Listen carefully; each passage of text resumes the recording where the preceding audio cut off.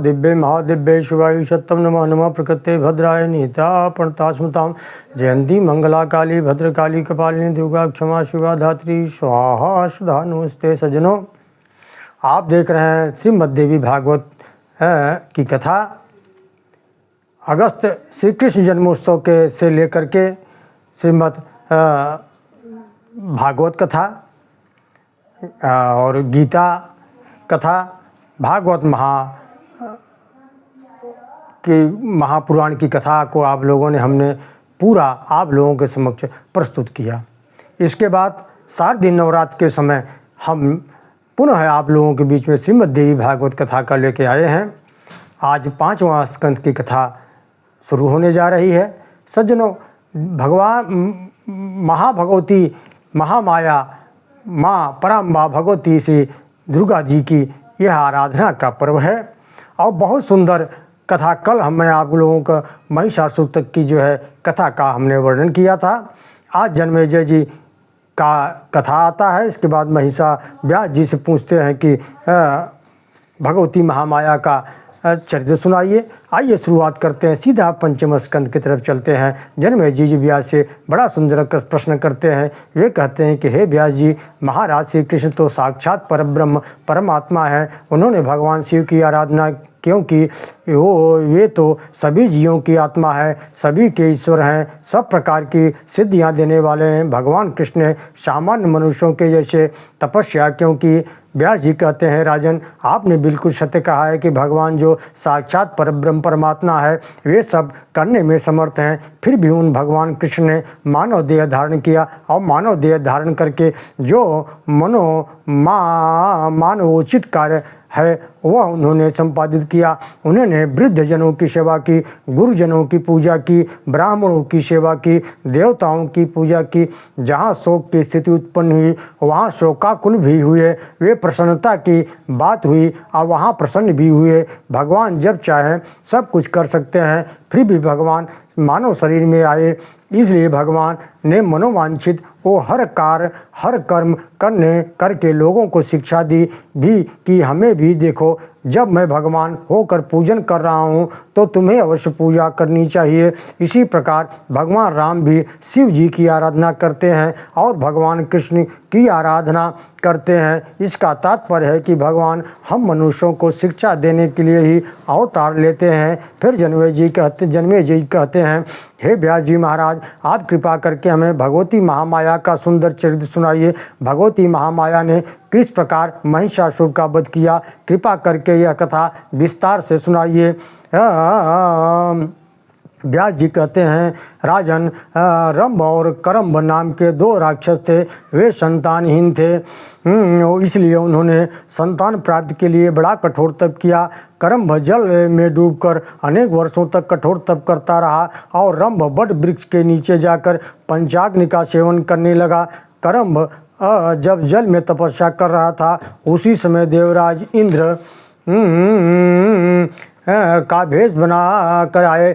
उनका पैर पकड़ कर वे उसे मार डाला और इंद्र के द्वारा अपने भाई को वध का समाचार सुनकर रंभ को बड़ा क्रोध आया और उसने अपना सिर काट देने के लिए तलवार ले ली।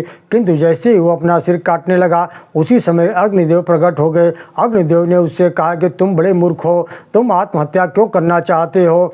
आत्महत्या का करना पाप है। रंभ ने कहा कि यदि आप चाहते हैं कि मैं आत्महत्या न करूं तो मुझे ऐसा वरदान दीजिए जिससे मुझे ऐसा पुत्र प्राप्त हो जिससे तीनों लोक में कोई उससे जीत न पाए, देवता दानव और मनुष्य तीनों में से कोई भी उसे परास्त न कर पाए। अग्निदेव ने कहा, ठीक है, मैं तुम्हें ऐसा वरदान देता हूँ। तुम्हारे पुत्र के शरीर में तीनों लोकों के देवताओं की शक्तियाँ होंगी, वह तीनों लोक में अजेय होगा।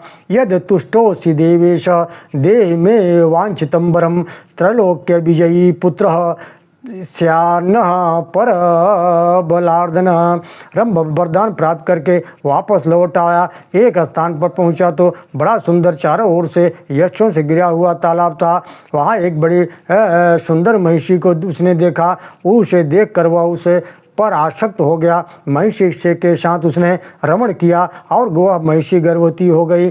किसी दिन वह दूसरे महिषी ने महर्षि को देखा, वह उसके पीछे पड़ गया। भागते देखकर रंभ उस दूसरे महिष पर टूट पड़ा, लेकिन बलवान महिष ने अपने सींगों के प्रहार से रंभ को मार दिया। वह महिषी भागकर यक्षों के पास चली गई। यक्षों ने उसकी रक्षा की, युद्ध करके दूसरे महिष को मार डाला।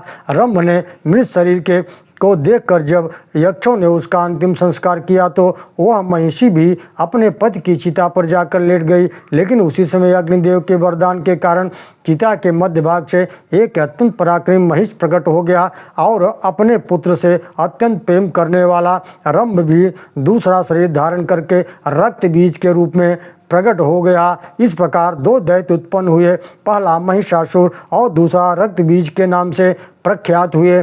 महिषासुर ने संपूर्ण स्वर्ग पर आधिपत्य कर लिया। सभी देवता परास्त होकर के ब्रह्मा जी के पास गए। ब्रह्मा जी भी कोई उपाय नहीं सूझा।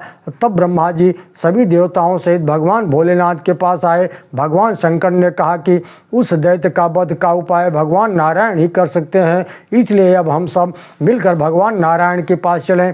सभी देवता बैकुंठ पधारे। बैकुंठ में आकर उन्होंने भगवान श्री नारायण से प्रार्थना की, देव देव जगन्नाथ सृष्टि स्थित कारक सृष्टि दया सिंधो महाराज त्राहिन शरणागतान। हे भगवान जगन्नाथ, सृष्टि के उत्पत्ति पालन संहार करने वाले प्रभु, हम आपकी शरण में हैं। हम महिषासुर के आतंक से पीड़ित हैं। हम ब्राह्मणों द्वारा देवताओं को दिए जाने वाले यज्ञ को स्वयं खा लेता है। हम सब देवता आपकी शरण में आए हैं। हे प्रभु, अब आप ऐसी कृपा कीजिए कि महिषासुर का वध हो सके। भगवान नारायण कहते हैं, देवताओं, महिषासुर के वध का एक ही उपाय है। यदि सभी देवताओं के तेज से भगवती दुर्गा प्रकट हों, वो भगवती दुर्गा ही उस दुष्ट राक्षस का संहार कर सकती हैं। अद्य सर्वसुराणां वै तेजो ही रूप संपदा उत्पन्ना चेद्वरारोहा साहय्यात्तम रणे बलात्। ओं नमो देव महादिव्य शिवाय सत्यम नमः।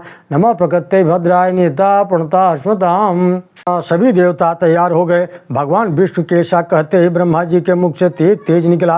वह तेज लाल रंग का था। उसके बाद भगवान शिव के मुख से एक तेज निकला। वह तेज चांदी के समान चमकीला था। फिर भगवान नारायण के शरीर से एक तेज निकला। वह तेज नील वर्ण का था। इसके बाद सभी देवताओं के शरीर से दिव्य तेज निकला और देखते ही देखते कुछ तेज पुंज से अत्यंत श्रेष्ठ और परम सुंदर देवी भगवती प्रकट हो गई।